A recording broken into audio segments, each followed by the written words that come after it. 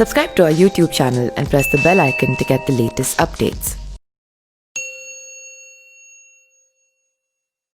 तो चलिए हम आपको बताते हैं क्यों साधारण सा बालक बना ध्रुवतारा और क्या है इसकी कथा।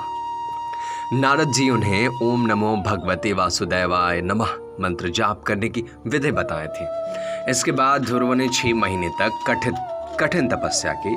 ब्रह्मांड में असंख्य तारे टिमटिमा रहे थे। इन तारों में एक है ध्रुवतारा जो कि उत्तरी ध्रुव में स्थित है। पौराणिक ग्रंथों में ध्रुव की भक्ति गाथा का विस्तार से वर्णन है।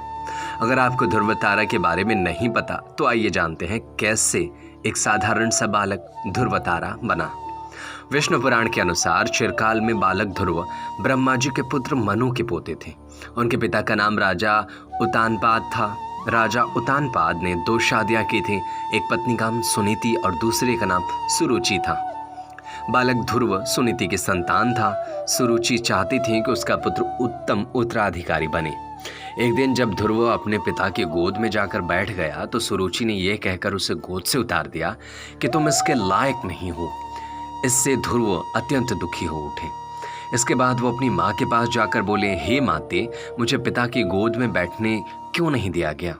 तब सुनीति ने कहा कि बेटे, अगर गोद में ही बैठना है तो प्रभु की गोद में बैठो, वे सबके पिता हैं।